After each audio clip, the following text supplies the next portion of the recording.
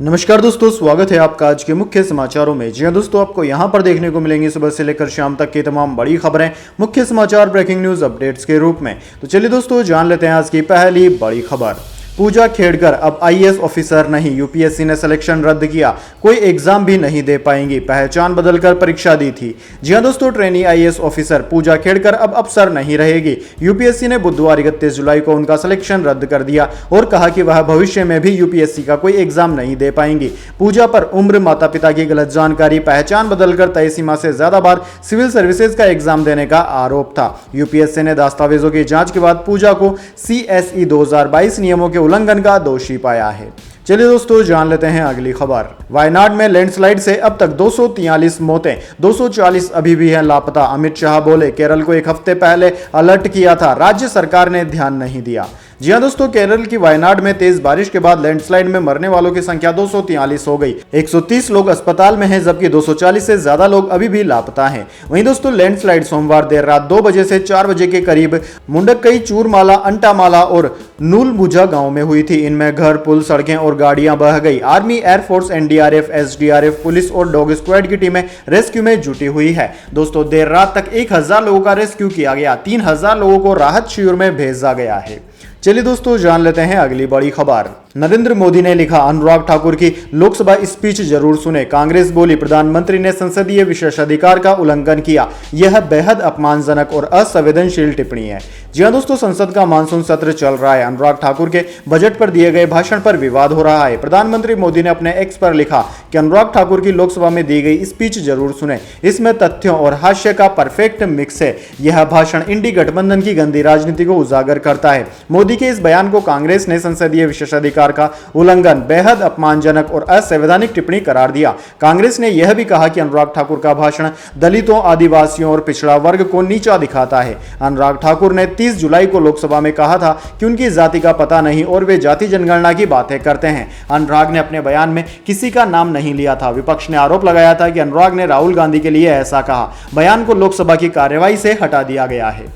चलिए दोस्तों, जान लेते हैं अगली खबर। सेंट्रल ट्रेड यूनियन सरकार के बजट के खिलाफ खोलेगी मोर्चा, भारत छोड़ो आंदोलन की सालगिरह पर होगा विरोध का शंखनाद। जी हां दोस्तों, वित्त वर्ष 2024-25 के बजट से निराश सेंट्रल ट्रेड यूनियन 9 अगस्त 2024 को पूरे देश में एनडीए सरकार के बजट के खिलाफ प्रदर्शन करेंगे। 10 ट्रेड यूनियनों के joint platform central trade union ने यह प्रदर्शन करने का ऐलान किया है। सीटू ने बयान जारी कर वित्त वर्ष 2024-25 के बजट का विरोध करते हुए कहा कि यह विश्वासघात है और जरूरी आर्थिक मुद्दों को दबाने की कोशिश की गई है और केवल कॉर्पोरेट्स का ध्यान रखा गया है। चलिए दोस्तों, जान लेते हैं अगली खबर। घर आए मेहमान की हत्या के बाद बदले की आग में जल रहा ईरान, मुख्य मस्जिद पर लगाया लाल झंडा। जी हां दोस्तों, हमास के प्रमुख इस्माइल हनीयेही की हत्या के बाद ईरान के कोम में प्रमुख जामकरन मस्जिद के गुम्बद पर लाल झंडा लगाया गया है। यह लाल झंडा बदला लेने का एक प्रतीक माना जाता है, जो आगे बढ़ते तनाव और इजराइल के खिलाफ संभावित जवाबी हमले का संकेत हो सकता है। इस्माइल हनीयेही नए राष्ट्रपति मसूद पेजिशकियन के शपथ ग्रहण समारोह के लिए ईरान में थे। हत्या के कुछ समय पहले supreme leader Ayatollah Ali Khomeini के साथ उनकी मुलाकात की तस्वीरें भी सामने आई थी। खोमेनी मीडिया की तरफ से एक वीडियो भी शेयर किया गया था, जिसमें हानिये सुप्रीम लीडर से मिल रहे हैं, उनसे गले लग रहे हैं। Islamic revolutionary guard corps IRGC की तरफ से एक और बयान जारी किया गया, जिसमें हानिये की हत्या की निंदा की गई। ईरानी सेना ने हमास चीफ की हत्या को आपराधिक और कायरतापूर्ण करार दिया है। चलिए दोस्तों, जान लेते हैं अगली खबर। हाईकोर्ट बोला, दिल्ली कोचिंग हादसा अफसरों की मिलीभगत से हुआ, इनसे पूछो नाली कहां है, नहीं बता पाएंगे, ये एसी ऑफिस से बाहर नहीं निकलते। जी हां दोस्तों, दिल्ली के राव IAS कोचिंग के बेसमेंट में स्थित लाइब्रेरी में पानी भरने से 27 जुलाई को 3 स्टूडेंट्स की मौत हो गई थी।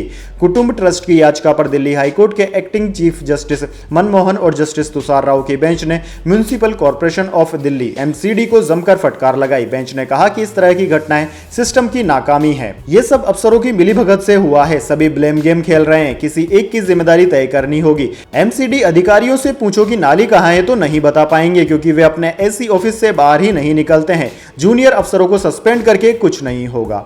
चलिए दोस्तों जान लेते हैं अगली खबर। राहुल गांधी बोले अनुराग ने गाली दी, उनसे माफी नहीं चाहिए। ठाकुर ने कहा था जिसकी जाति का पता नहीं वे जातीय जनगणना की मांग कर रहे हैं। जी हां दोस्तों, संसद सत्र के 7वें दिन मंगलवार 30 जुलाई को अग्निवीर और जाति जनगणना पर भाजपा सांसद अनुराग ठाकुर, राहुल गांधी और अखिलेश यादव भिड़ गए। अनुराग ठाकुर ने राहुल गांधी का नाम लिए बिना कहा कि आपके बोलने के लिए पर्ची आती है, उधार की बुद्धि से राजनीति नहीं चलती। ठाकुर ने फिर कहा कि आजकल कुछ लोगों पर जाति जनगणना का भूत सवार है, जिसको जाति का पता नहीं वो जाति जनगणना कराना चाहते हैं। इस पर विपक्ष ने हंगामा शुरू कर दिया। राहुल गांधी ने अनुराग ठाकुर पर गाली देने का आरोप लगाया। अखिलेश भी बोले कोई किसी की जाति कैसे पूछ सकता है। चलिए दोस्तों जान लेते हैं अगली बड़ी खबर। यूपीएससी की नई चेयरमैन बनी प्रीति सूदन, मनोज सैनी के इस्तीफे के बाद हुई नियुक्ति। रक्षा मंत्रालय समेत कई विभागों में 37 साल का है अनुभव। जी हां दोस्तों, केंद्र सरकार ने 30 जुलाई यानी कि मंगलवार को प्रीति सूदन को union public service commission UPSC का चेयरमैन नियुक्त कर दिया। 1983 बैच की आईएएस अधिकारी प्रीति सूदन पूर्व केंद्रीय स्वास्थ्य सचिव है। वे 1 अगस्त को पदभार संभालेंगी। दोस्तों, आंध्र प्रदेश केंद्र की अधिकारी सूदन ने महिला एवं बाल विकास, रक्षा मंत्रालय और सार्वजनिक वितरण विभाग के सचिव के रूप में भी काम किया है। चलिए दोस्तों जान लेते हैं अगली खबर। संसद में खड़गे का गला भर आया, बोले ऐसे माहौल में जीना नहीं चाहता। भाजपा सांसद ने एक दिन पहले परिवारवाद का आरोप लगाया था। जी हां दोस्तों, राज्यसभा में विपक्ष के नेता मल्लिकार्जुन खड़गे ने बुधवार को संसद की कार्यवाही शुरू होते ही अपने ऊपर लगाए गए परिवारवाद के मुद्दे को उठाया। उन्होंने कहा कि कल मैं यहां लास्ट मोमेंट में नहीं था। उस समय माननीय सदस्य घनश्याम तिवारी ने सदन में एक समस्या उठाई, उनके मन में क्या था पता नहीं। कांग्रेस अध्यक्ष ने कहा कि राजनीति में मेरा पहला जनरेशन है, परिवार में कोई और नहीं था, पिताजी ने ही मुझे पाला पोसा, मैं उनके आशीर्वाद से ही यहां तक पहुंचा। यह कहते हुए खड़गे ने अपने पिता के बारे में कहा कि वे 95 नहीं 85 की उम्र में गुजर गए। इस पर सभापति जगदीप धनखड़ ने उनसे कहा कि मैं चाहता हूं कि 95 से भी आप आगे जाएं। इसी पर खड़गे ने भावुक होते हुए कहा कि मैं इस माहौल में ज्यादा जीना नहीं चाहता। उनका गला भर आया। चलिए दोस्तों जान लेते हैं अगली बड़ी खबर। ब्रिटेन में इस्लामी प्रचारक अंजेम चौधरी को उम्र कैद, आतंकी संगठन चलाने का दोषी पाया गया। अमेरिका पर 9/11 हमले की तारीफ की थी। जी हां दोस्तों, ब्रिटेन में इस्लामी कट्टरपंथी नेता अंजेम चौधरी को आजीवन कैद की सजा सुनाई गई है। वुलविच क्राउन कोर्ट ने बीते सप्ताह अंजेम चौधरी को नफरती भाषणों के जरिए लोगों को उकसाने और आतंकी संगठन अल मुहाजिरोन ALM को चलाने के लिए दोषी पाया था। ब्रिटेन अदालत ने कहा कि अंजेम चौधरी एक आतंकी संगठन चलाता है जिसका मकसद हिंसक तरीकों से शरिया कानून को पूरी दुनिया में फैलाना है। अल मुहाजिरोन को 1 दशक पहले ही ब्रिटेन में बैन कर दिया गया था। इसके बावजूद वह अलग अलग नामों से इस संगठन को चला रहा था। बीबीसी की रिपोर्ट के मुताबिक अंजेम जब तक 85 साल का नहीं हो जाता तब तक उसे जेल में ही रहना होगा। इसका मतलब है कि 57 साल के अंजेम को 28 साल तक जेल की सजा काटनी होगी। चलिए दोस्तों जान लेते हैं अगली खबर। दिल्ली में बनेगा कोचिंग हब, राजेंद्र नगर, मुखर्जी नगर समेत सारे कोचिंग सेंटर बसाए जाएंगे एक जगह है। LG की तैयारी। जी हां दोस्तों, दिल्ली के राजेंद्र नगर में हादसे के बाद LG वीके सक्सेना ने बड़ी तैयारी शुरू कर दी है। अब दिल्ली में कोचिंग हब बनाया जाएगा। ओल्ड राजेंद्र नगर, मुखर्जी नगर, बेरसराय, कालूसराय आदि जगह पर चल रहे कोचिंग सेंटर को एक जगह बसाने की तैयारी है। उपराज्यपाल ने मौका मुआयने के बाद पाया कि इन कोचिंग सेंटर्स की वजह से दिल्ली के कई इलाके भारी भीड़भाड़ वाली बस्तियों में तब्दील हो गए हैं। छात्रों को सुविधाएं भी नहीं मिल पा रही है। एक जगह कोचिंग सेंटर होने से उन्हें माहौल भी मिलेगा और तमाम तरह की सुविधाएं भी मिल पाएंगी। चलिए दोस्तों जान लेते हैं अगली खबर। अमृतपाल की याचिका पर हाईकोर्ट में हुई सुनवाई, केंद्र व पंजाब सरकार को नोटिस जारी कर मांगा जवाब। 28 अगस्त को होगी सुनवाई। जी हां दोस्तों, खडूर साहिब से सांसद और खलिस्तान समर्थक अमृतपाल सिंह ने उन पर लगाए गए राष्ट्रीय सुरक्षा कानून NSA की अवधि बढ़ाए जाने को पंजाब एंड हरियाणा हाईकोर्ट में चुनौती दी है। उनका कहना है कि सांसद पर नेशनल सिक्योरिटी एक्ट NSA लगाना गलत है। इस मामले की आज अदालत में सुनवाई हुई। अदालत ने इस मामले में केंद्र और पंजाब सरकार को नोटिस जारी कर जवाब मांगा है। वहीं मामले की अगली सुनवाई 28 अगस्त को तय की गई है। हालांकि दोस्तों, पिछली सुनवाई की शुरुआत में सरकारी वकील ने उनकी याचिकाओं में तकनीकी खामियों की बात उठाई थी। उन्होंने कहा था कि उनके घर का पता और उनके माता पिता की उम्र सही नहीं है। इसके बाद उनके वकील ने इसमें संशोधन के लिए समय मांगा था। चलिए दोस्तों जान लेते हैं अगली बड़ी खबर। वायनाड लैंडस्लाइड पर पिनराई विजयन ने अमित शाह पर किया पलटवार, कहा आप दूसरे पर दोष नहीं मढ़ सकते। जी हां दोस्तों, केरल के मुख्यमंत्री पिनराई विजयन ने केंद्रीय गृह मंत्री अमित शाह पर पलटवार किया। गृह मंत्री अमित शाह ने कहा था कि राज्य सरकार को बाढ़ और भूस्खलन के बारे में पहले से ही आगाह कर दिया गया था। बुधवार को तिरुवनंतपुरम में मीडिया को संबोधित करते हुए मुख्यमंत्री ने कहा कि केंद्र सरकार को यह समझना चाहिए कि जलवायु परिवर्तन से संबंधित गंभीर मुद्दे हैं। क्या अतीत में हमने ऐसी अत्यंत वर्षा देखी है है जैसी हम अभी देख रहे हैं। हमें जलवायु परिवर्तन पर काम करने की आवश्यकता है। जब ऐसा कुछ होता है तो आप दूसरों पर दोष मढ़कर जिम्मेदारी से बच नहीं सकते। जैसा कि मैंने कहा, मुझे नहीं लगता कि यह दोषारोपण का समय है। पिनराई विजयन राज्यसभा में अमित शाह के बयान का जवाब दे रहे थे, जिसमें गृह मंत्री ने कहा था कि 23 जुलाई को केरल सरकार को चेतावनी दी गई थी। अमित शाह ने कहा था कि केरल ने 2014 के पूर्व वार्निंग सिस्टम विकसित करने के लिए 2000 करोड़ रुपए से अधिक खर्च किए हैं। मैं स्पष्ट करना चाहता हूं कि 23 जुलाई को केंद्र ने घटना से 7 दिन पहले केरल सरकार को पूर्व चेतावनी दी थी और फिर 24 और 25 जुलाई को हमने उन्हें फिर से चेतावनी दी। 26 जुलाई को चेतावनी दी थी कि 20 सेमी से अधिक भारी वर्षा की संभावना है और भूस्खलन भी हो सकता है। चलिए दोस्तों, जान लेते हैं इसके बाद अगली बड़ी खबर।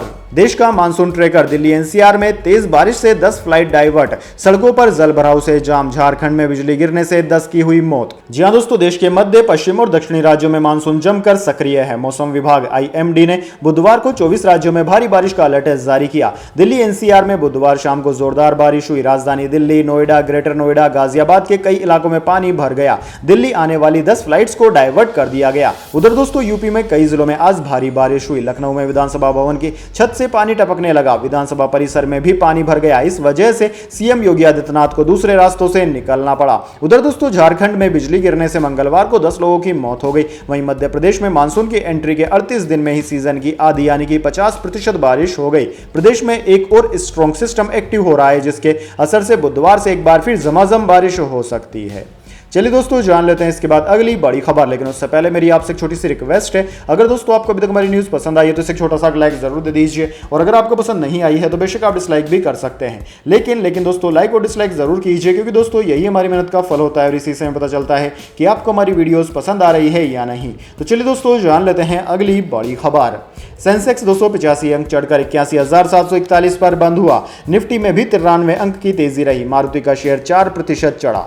जी हां दोस्तों, शेयर बाजार में बुधवार को तेजी देखने को मिली। सेंसेक्स 285 अंक की बढ़त के साथ 81,741 के स्तर पर बंद हुआ। वहीं निफ्टी में भी 93 अंकों की तेजी रही। ये 24,951 के स्तर पर बंद हुआ। आज सेंसेक्स के 30 शेयरों में से 20 में तेजी और 10 में गिरावट देखने को मिली। मेटल, ऑटो और आईटी शेयर्स में ज्यादा तेजी रही। मारुति का शेयर निफ्टी का टॉप गेनर रहा, वहीं ब्रिटानिया टॉप लूजर रहा। दोस्तों, बात करें निफ्टी 50 के टॉप गेनर और टॉप लूजर स्टॉक्स की, तो दोस्तों निफ्टी 50 के टॉप गेनर्स में मारुति, जेएसडब्ल्यू स्टील और एचडीएफसी लाइफ रहे, जबकि निफ्टी 50 के टॉप लूजर्स में ब्रिटानिया, डॉक्टर रेड्डी और महिंद्रा एंड महिंद्रा रहे। चलिए दोस्तों, जान लेते हैं अगली खबर। सोना 684 बढ़कर 69,364 पर पहुंचा। चांदी 1715 रुपए चढ़कर 83,065 रुपए प्रति किलोग्राम पर बिक रहा। जी हां दोस्तों, सोने चांदी की कीमतों में आज बढ़त देखने को मिली। Indian bullion and jewellers association IBGA की वेबसाइट के मुताबिक 10 ग्राम 24 कैरेट सोना 684 रुपए बढ़कर 69,364 रुपए पर पहुंच गया। कल इसके दाम 68,680 रुपए प्रति 10 ग्राम थे। वहीं दोस्तों, 1 किलो चांदी 1715 रुपए चढ़कर 83,065 रुपए प्रति किलोग्राम पर बिक रही है। इससे पहले चांदी 81,350 रुपए प्रति किलोग्राम पर थी। चलिए दोस्तों, जान लेते हैं अगली खबर। सोनिया गांधी बोली, माहौल हमारे पक्ष में है। महाराष्ट्र समेत 4 राज्यों के चुनावी नतीजे देश की राजनीति बदलेंगे। भाजपा का काम सिर्फ बांटना है। जी हां दोस्तों, कांग्रेस संसदीय दल की अध्यक्ष सोनिया गांधी ने बुधवार को पार्टी नेताओं से कहा कि कुछ ही महीनों में 4 राज्यों महाराष्ट्र, हरियाणा, झारखंड और जम्मू कश्मीर में विधानसभा चुनाव होने हैं। माहौल हमारे पक्ष में है। लोकसभा चुनाव में मिले जनता के समर्थन और भावनाओं को हमें बरकरार रखना है। सोनिया गांधी ने कहा कि हमें आत्मसंतुष्ट और अति आत्मविश्वासी नहीं बनना चाहिए। मैं यह कह सकती हूं कि यदि हम लोकसभा चुनाव की तरह ही 4 राज्यों के विधानसभा चुनाव में भी अच्छा प्रदर्शन करते हैं तो राष्ट्रीय राजनीति में भी बड़ा बदलाव आएगा। चलिए दोस्तों, जान लेते हैं अगली खबर। लवलीना बॉक्सिंग के क्वार्टर फाइनल में पहुंची। मेडल से एक जीत दूर। Swapnil 50 metre rifle 3 position men's के फाइनल में, सिंधु लक्ष्य अंतिम 16 में। जी दोस्तों, टोक्यो ओलंपिक की ब्रोंज मेडलिस्ट लवलीना बोरगोहेन ने पेरिस ओलंपिक में अपने वेट कैटेगरी के क्वार्टर फाइनल में जगह बना ली है। वे मेडल से एक जीत दूर है। उनका अगला मैच 4 अगस्त को वर्ल्ड नंबर एंड चीन की ली क्वीन से होगा। पेरिस में बुधवार को गेम्स के 5वें दिन भारतीय खिलाड़ी 6 खेलों में दावेदारी पेश कर रहे हैं। दोस्तों, लवलीना ने विमेंस बॉक्सिंग की 75 किलो वेट कैटेगरी में राउंड ऑफ 16 मैच में नॉर्वेजियन की मुक्केबाज सुनीवा हॉटवेट को 5-0 से हराया। बैडमिंटन में लगातार 2 ओलंपिक में मेडल जीतने वाली पीवी सिंधु और लक्ष्य सेन ने राउंड ऑफ 16 में प्रवेश कर लिया। साथ ही शूटर स्वप्निल कुलासे ने 50 metre rifle 3 position men's event के फाइनल के लिए क्वालिफाई कर लिया है। चलिए दोस्तों जान लेते हैं अगली खबर। हार्दिक पांड्या की वाइफ नताशा ने हार्दिक के बिना सेलिब्रेट किया बेटे का बर्थडे। सोशल मीडिया पर फोटो शेयर कर लिखा, मैं दुनिया को कभी तुम्हें बदलने नहीं दूंगी। जी हां दोस्तों, हार्दिक पांड्या से सेपरेशन अनाउंस करने के बाद नताशा स्टैनकोविच इन दिनों सर्बिया में है। 30 जुलाई को उन्होंने अपने बेटे अगस्त्य का जन्मदिन हार्दिक के बिना ही सेलिब्रेट किया। इस मौके पर नताशा ने बेटे के लिए सोशल मीडिया पर एक स्पेशल पोस्ट शेयर की। उन्होंने अगस्त की कुछ तस्वीरें शेयर की और एक नोट भी लिखा। दरअसल दोस्तों, नताशा ने इंस्टाग्राम पर लिखा कि मेरे बुबा, तुम मेरी जिंदगी में प्यार, खुशी और शांति लेकर आते हो। मेरे बेटे, तुम मेरे लिए आशीर्वाद की तरह हो। तुम बेहद प्यारे और दयालु हो। मैं दुनिया को कभी तुम्हें बदलने नहीं दूंगी। मैं हमेशा तुम्हारा साथ दूंगी। I love you. चलिए दोस्तों जान लेते हैं अगली बड़ी खबर। साधना सक्सेना आर्मी मेडिकल सर्विस की पहली महिला डीजी होंगी। एयर मार्शल रैंक तक पहुंचने वाली दूसरी महिला, पति भी एयर मार्शल रह चुके हैं। जी हां दोस्तों, लेफ्टिनेंट जनरल साधना सक्सेना नायर को बुधवार को आर्मी की मेडिकल सर्विस का डायरेक्टर जनरल बनाया गया। साधना 1 अगस्त से पदभार संभालते ही इस पद पर काम करने वाली पहली महिला बन जाएगी। पिछले साल अक्टूबर में वायुसेना में एयर मार्शल पद पर प्रमोट किए जाने के बाद साधना को हॉस्पिटल सर्विसेज आर्म्ड फोर्सेज की डायरेक्टर जनरल डीजी बनाया गया था। इस पद पर नियुक्त होने वाली वे पहली महिला अधिकारी थी। साधना वायुसेना की दूसरी महिला मेडिकल ऑफिसर है जो एयर मार्शल रैंक तक पहुंची है। चलिए दोस्तों जान लेते हैं अगली खबर। बायजूस ने बीसीसीआई के साथ सुलझाया विवाद। 9 अगस्त तक चुकाएगा 158 करोड़ रुपए। स्पॉन्सरशिप कॉन्ट्रैक्ट से जुड़ा है केस। जी हां दोस्तों, एड टेक कंपनी बायजू और बीसीसीआई 158 करोड़ रुपए के बकाया से जुड़े विवाद को निपटाने के लिए सहमत हो गए हैं। कंपनी के फाउंडर बायजू रविंद्रन के वकीलों ने 31 जुलाई को national company law appellate tribunal NCLAT में इसकी जानकारी दी। बीसीसीआई को यह पेमेंट 2 और 9 अगस्त को किश्तों में किया जाएगा। बायजू रविंद्रन के भाई रिजू ये पेमेंट करेंगे। रिजू कंपनी के सबसे बड़े शेयरधारकों में से एक है। दरअसल दोस्तों, यह मामला भारतीय क्रिकेट टीम की जर्सी के लिए बायजूस की parent company think and learn private limited और बीसीसीआई के बीच स्पॉन्सरशिप कॉन्ट्रैक्ट से जुड़ा है। चलिए दोस्तों जान लेते हैं अगली खबर। हिमाचल में कांग्रेस विधायक कोषाध्यक्ष पर ईडी का छापा। आयुष्मान भारत योजना में अनियमितताओं को लेकर जांच। चंडीगढ़ और पंजाब में भी छापेमारी। जी हां दोस्तों, परिवर्तन निर्देशालय की टीम ने बुधवार को हिमाचल, चंडीगढ़, पंजाब समेत 19 जगह पर छापेमारी की। हिमाचल में 40 वाहनों में 150 अधिकारियों की टीम कांगड़ा और ऊना में अलग अलग जगह दस्तावेज खंगाल रही है। ईडी की टीम आयुष्मान भारत योजना में अनियमितताओं को लेकर नगरोटा बांगवा से कांग्रेस विधायक RS बाली के घर और उनके निजी फोर्टिस अस्पताल की जांच कर रही है। इसके अलावा टीम देहरा से 2022 के विधानसभा चुनाव में कांग्रेस प्रत्याशी और प्रदेश कांग्रेस कोषाध्यक्ष डॉक्टर राजेश शर्मा के घर और उनके बालाजी अस्पताल में भी दस्तावेज खंगाल रही है। दोस्तों, कांगड़ा में ही ईडी की team the nursing hospital Nagrota बांगवा में भी रेड कर रही है। यहां पर भी सुबह से ईडी की रेड जारी है। वहीं सिटी हॉस्पिटल कांगड़ा के MD डॉक्टर प्रदीप मक्कड़ के घर पर भी ईडी की रेड जारी है। चलिए दोस्तों जान लेते हैं अगली खबर। गडकरी ने इंश्योरेंस प्रीमियम से GST हटाने की मांग की। वित्त मंत्री निर्मला सीतारमण को लेटर लिखा, अभी इसमें 18% GST। जी हां दोस्तों, सड़क परिवहन और राजमार्ग मंत्री नितिन गडकरी ने वित्त मंत्री निर्मला सीतारमण को पत्र लिखकर लाइफ इंश्योरेंस और हेल्थ इंश्योरेंस प्रीमियम से GST हटाने की मांग की है। अभी हेल्थ और लाइफ इंश्योरेंस पर 18% GST लगता है। इस कदम से लोगों को सस्ता इंश्योरेंस मिलेगा और सबसे ज्यादा आबादी वाले देश में इंश्योरेंस प्रोडक्ट की डिमांड भी बढ़ेगी। वहीं दोस्तों, आपकी जानकारी के लिए बता दें, 28 जुलाई को लिखे अपने पत्र में गडकरी ने कहा कि नागपुर मंडल life insurance corporation employees union ने मुझे इंश्योरेंस इंडस्ट्री से संबंधित मुद्दे के बारे में एक ज्ञापन सौंपा है और उसे आपके सामने उठाने का अनुरोध किया है। यूनियन का मुद्दा life and medical insurance premium से GST वापस लेने के लिए संबंधित है। दोनों में ही 18% की GST लगती है। लाइफ इंश्योरेंस प्रीमियम्स पर GST लगाना जीवन की अनिश्चितताओं पर टैक्स लगाने के समान है। यूनियन का मानना है कि व्यक्ति जीवन की अनिश्चितताओं के जोखिम को कवर करने के लिए इंश्योरेंस खरीदता है, इसलिए उस पर टैक्स नहीं लगाना चाहिए। वैसे दोस्तों, इस बात से आप कहां तक सहमत हैं? कमेंट बॉक्स में अपनी राय जरूर दीजिए। क्या सरकार को लाइफ इंश्योरेंस और मेडिकल इंश्योरेंस जैसी चीजों से GST हटा देना चाहिए या नहीं? कमेंट बॉक्स में अपनी राय जरूर दें। तो दोस्तों, यह थी आज की तमाम बड़ी खबरें। इसके बाद दोस्तों बारी आती है आज के माइंड क्यूज क्वेश्चन की। जी हां दोस्तों, एक आसान से सवाल का जवाब देकर आप जीत सकते हैं एक अमेजिंग सरप्राइज गिफ्ट हमारे यूट्यूब चैनल की ओर से। तो दोस्तों, आज का सवाल आपकी स्क्रीन पर आ चुका है। भारत के किस महान वैज्ञानिक को मिसाइल मैन के नाम से जाना जाता है? जी हां दोस्तों, अगर आप जानते हैं उन महान वैज्ञानिक का नाम जिनको कि मिसाइल मैन ऑफ इंडिया भी कहा जाता है, तो जल्दी से उनका नाम कमेंट बॉक्स में लिख दीजिए। अगर दोस्तों आपका जवाब होता है एकदम सही और आप चुन जाते हैं लकी विजेता के रूप में, तो आपको मिल सकता है एक सरप्राइज गिफ्ट हमारे यूट्यूब चैनल की ओर से। तो दोस्तों, जल्दी से अपना उत्तर कमेंट बॉक्स में लिख दीजिए, वीडियो को लाइक कर लीजिए, चैनल को सब्सक्राइब करके बेल आइकन भी दबा लीजिए ताकि हर वीडियो की नोटिफिकेशन सबसे पहले आप तक पहुंच जाए और आप किसी भी काम की और इंपॉर्टेंट महत्वपूर्ण खबरों से वंचित न रह पाएं। धन्यवाद।